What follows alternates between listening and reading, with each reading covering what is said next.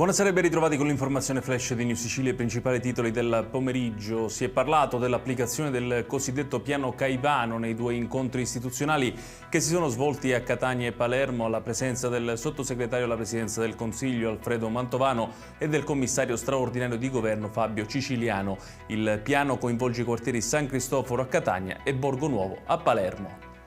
Ha sparato un colpo di pistola al nuovo compagno della sua ex, ferendolo gravemente. L'accusa contestata dalla Procura di Siracusa a un pregiudicato di 34 anni di Vittoria nel Ragusano, fermato dalla polizia per tentato omicidio. A denunciare il 34enne è stata l'ex compagna che ha ricostruito alla polizia quanto accaduto.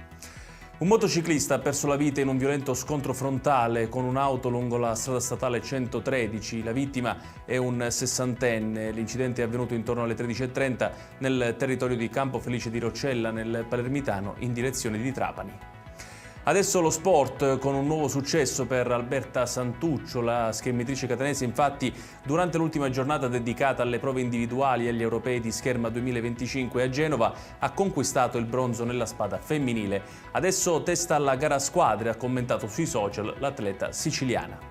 E chiudiamo con il meteo. Nella giornata di domani clima estivo sulla maggior parte della Sicilia, in particolare sulla costa ionica e su quella meridionale. Discorso diverso per le zone interne e per la costa tirrenica, dove dal pomeriggio potranno verificarsi rovesci e temporali. Temperature in leggero calo nei valori massimi.